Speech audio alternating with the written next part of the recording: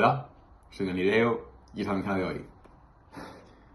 Unas pocas cosas de Bruselas, con un poco de tomate azul, pero que aún está un poquito verde.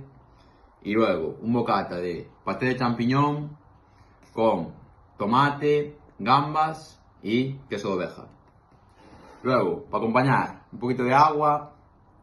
Y ya de postre, el queso de oveja que me sobró, un kéfir bebible y 2 buenas peras. Hola, yo soy Yago y para cenar tengo una lasaña boloñesa que me envió Saesi a través de Knowits y para beber agua.